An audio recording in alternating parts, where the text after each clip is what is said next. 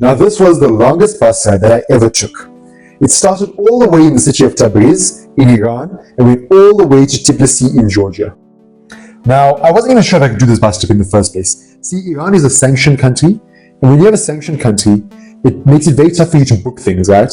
So I saw that there were rumors this bus trip existed on Facebook, but nothing concrete that I could book it on. So I can contact some people in Iran, and I managed to book the bus trip. It goes through 3 countries, and it took approximately 24 hours. The city of Tabriz itself is really, really cool. It was at its peak during the Silk Road times, and especially Marco Polo speaks a lot about going through the city of Tabriz, and you kind of felt like that was the same way it is today, because a lot of the places in Tabriz are just back markets, bazaars, all those things that you would have seen most probably 3 or 4 years ago. Not to mention the sanctions have helped a little bit, because the smaller cities in Iran have found it a bit tougher to modernize because of all the sanctions put on them, and so you get that more authentic feeling.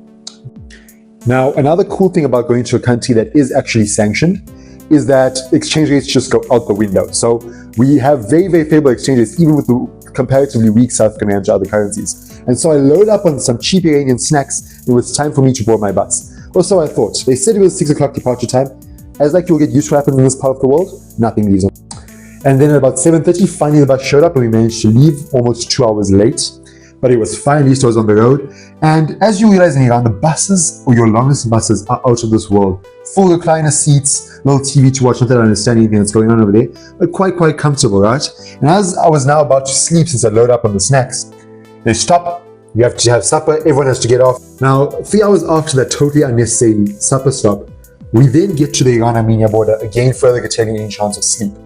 And here is where the fun and games begin. You get off. Initially, it's very easy. Get stamped out of Iran. They check, make sure you have your visa, normal things.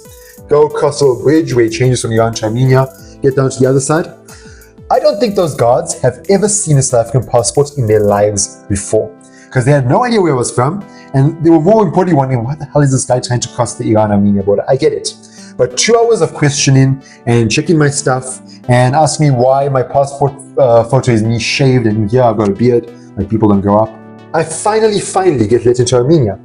Now, this was cool and all, but the problem was our bus, right? It has to go through the back of the line with thousands of trucks that also want to go across this border, because it's quite an important trade route here through Central Asia, right?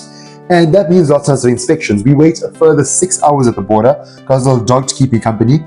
Fortunately, there's some very, very nice people on the bus with me. A lot of Iranians going to Armenia, mainly to go for US visa interviews, because obviously sanctions and political relations, there's no embassy, for good reason, in Tehran for the US. So most of them have to cross the border into Armenia, take this brutal journey with me.